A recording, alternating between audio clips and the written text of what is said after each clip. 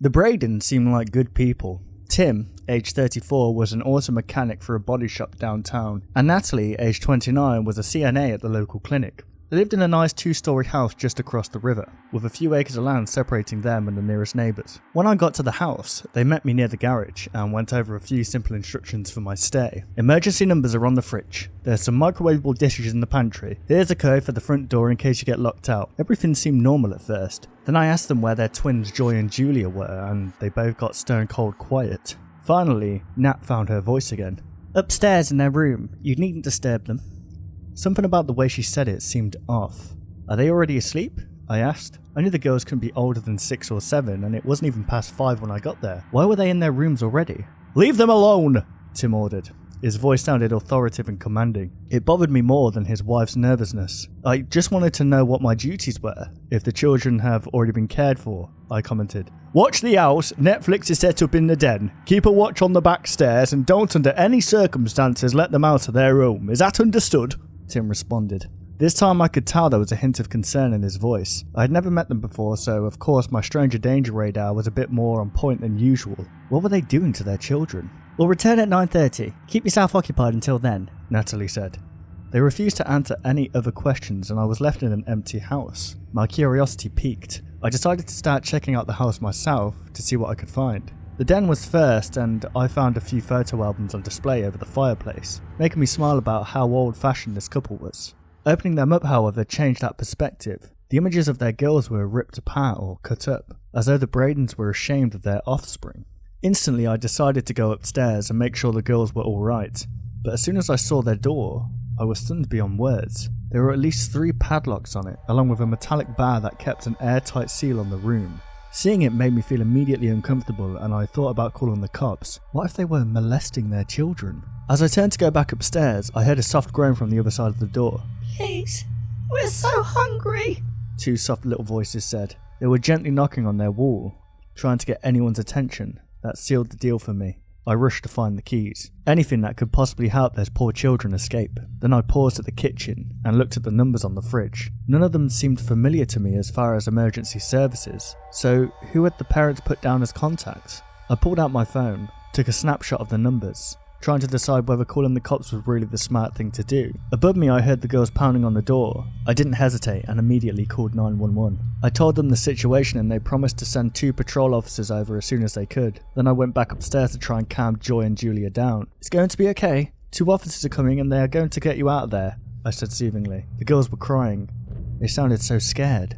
I paced the living room, waiting for the cops to show up. When they did, they brought a few tools to break down the door. I stood to the side as they explained to the twins what they were going to do, and then I watched as the door splintered apart. Finally, the last bits of wood broke and the door fell down to reveal a dark room beyond it. Had these girls ever seen the light of day? The officers used their headgear to illuminate the room, which looked like the typical nursery, and slowly stepped inside to find the girls. I stayed back for a moment, not wanting to interfere with them doing their job. Suddenly, I heard one of the officers scream. It sounded like he had stepped on Lego or something, but then the scream got louder and it was followed by gunshots. Something large hit the ground, and I heard his nails scrape against the carpet as he was dragged under the bed. The second officer was no different. In less than a few minutes, something inside the room grabbed him and broke every bone in his body. I watched as he collapsed to the floor like a rag doll. Then from amidst the dim light their headgear provided, I saw 2 tiny frames step over the broken fresh kills, Joy and Julia. They had smiles on their faces along with blood dripping from their mouths. Their teeth reminded me of sharks. Then they stepped towards me, eyes gleaming like they saw me as their next meal. I panicked. I ran to their parents' room and slammed their door closed. Soon I heard those same gentle knocks on my door. Come play with us, the girls said in unison. I closed my eyes shut, trying to calm down and wake myself from what I was sure had to be a living nightmare. Then I remembered the numbers on the fridge. I pulled my phone out and memorised them quickly, dialing as fast as my finger would allow. Joy and Julia were already gnawing at the door. Hello? It was Natalie. The children! They got out! I shouted into the phone. Why won't you play with us? The girls snarled. The phone line went dead. I was sure their parents' door wouldn't hold up much longer. I think I might have said a prayer. Hell, I might have said a dozen. Suddenly, I heard a struggle outside. The children cried in anguish as their parents subdued them. Then it was silent again. You can come out, Natalie said. I opened the door with shaky palms. From behind them, I heard the girls angrily slamming their bodies against the closet that Natalie was closely guarding. We'll have to pay you for only half the night, Tim said as he pulled out his wallet. Wordlessly, I accepted the offer. Will you be free Tuesday? His wife asked. I listened to the scratching against the door and shook my head. No, I don't think I will be.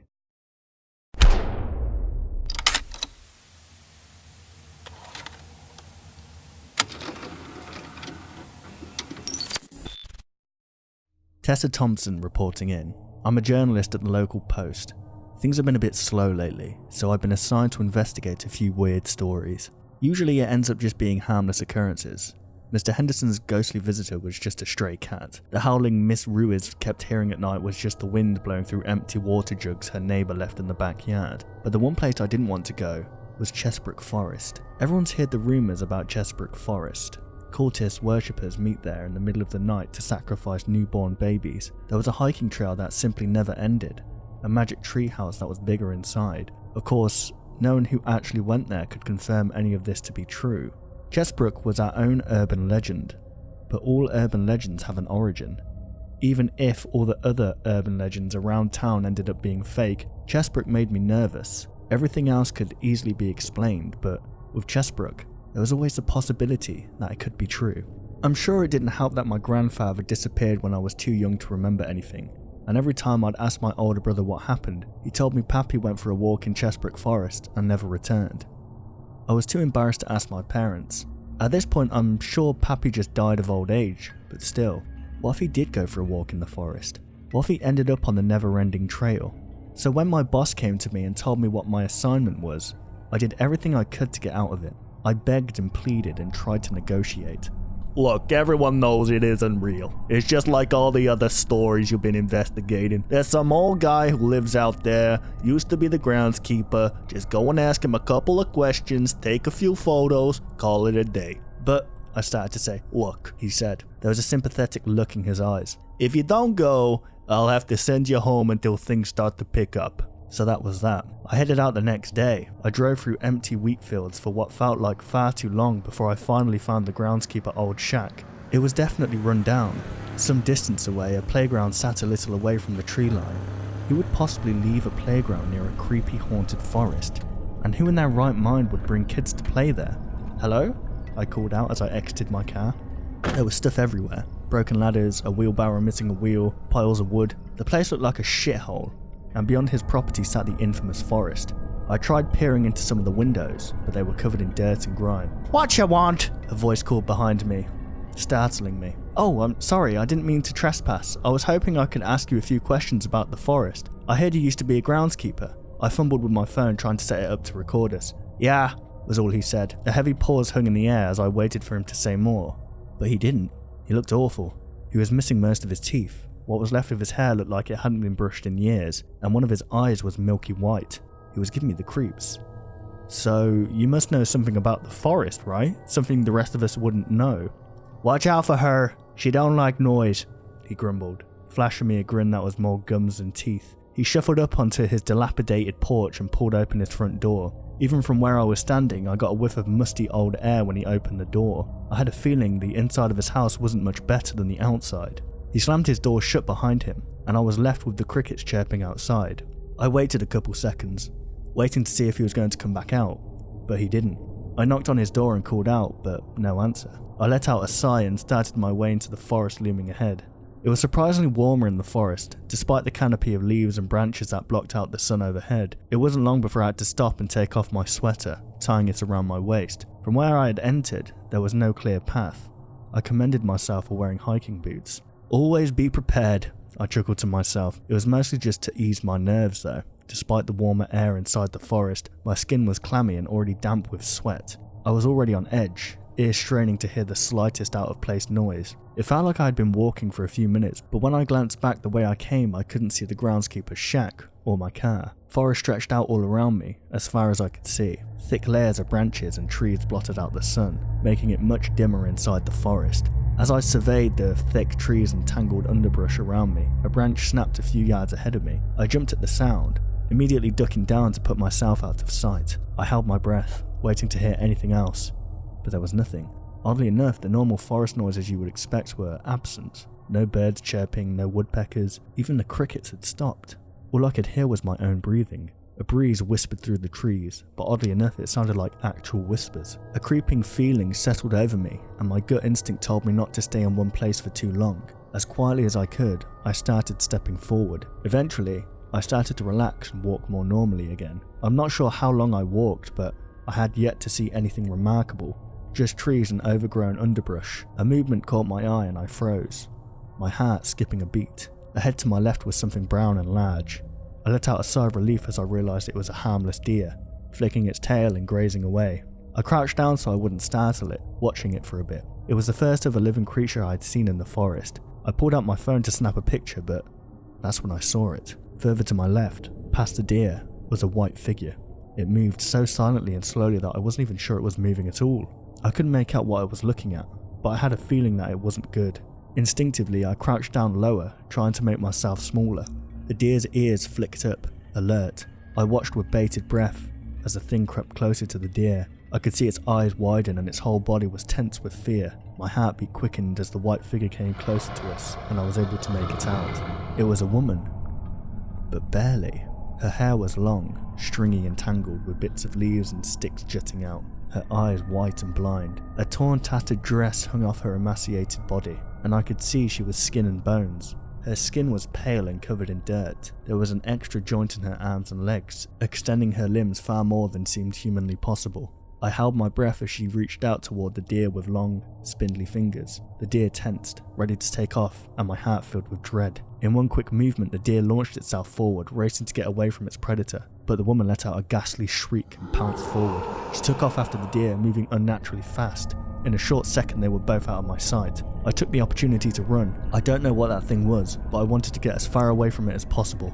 I was vaguely aware of how much noise I was making, crashing through the forest. Fueled by panic, I had no idea where I was going. I was just running, as fast as I could. Another high-pitched wail cut through the trees and I ducked behind a tree, trying to catch my breath. Peeking around the tree, I let out a gasp before clasping my hand over my mouth. The ghoulish woman was stalking toward the trees I was hiding behind. I felt like a rabbit caught in a trap. Fear pumped through my veins and my heart was beating so fast I thought it might punch out of my chest. If I moved or made a sound, she would definitely get me. I didn't even know what would happen if she got me. What happened to the deer? Was it alright? What would she do to me? Would she kill me? Eat me? I had to get out of there. Carefully, I bent down and picked up a small rock. I took a deep, shaky breath to steady my nerves and pulled one of the oldest tricks in the book.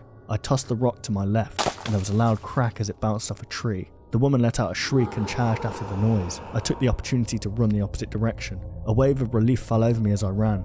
I could see the edge of the forest. Sunlight glowed just beyond the tree line, and as I got closer, I almost laughed with relief. I was almost home free, until I tripped on a stray root and fell headfirst into a hole. A ditch? I wasn't sure what it was, but I was suddenly covered in dirt. I didn't have much time to figure it out before snapping twigs told me the woman was nearby. Dread formed a heavy ball in my stomach as she crept closer. An awful smell of rotting flesh and rank body odor settled around me, and I knew she was near. I held my breath for what felt like forever. Every nerve in my body ready to turn and run at any given second when I heard something odd. It vaguely sounded like children screaming, children playing. In my opinion, the two sounded the same, and then it dawned on me. Who builds a playground this close to a creepy forest? She let out a scream and sauntered off. I waited a few moments before pulling myself out of the ditch. I could see her walking toward the tree line, towards the playground, and my heart dropped. I fell to my knees, frozen with disbelief. Had I led her to those kids? What can I do? Do I call the police? What are the police going to do? The police can't stop her. I don't even know what she is. Maybe she's immune to bullets. They probably won't believe me either. As I dialed the number for the police anyway, I could hear the children's shrieks of laughter turn to screams of terror.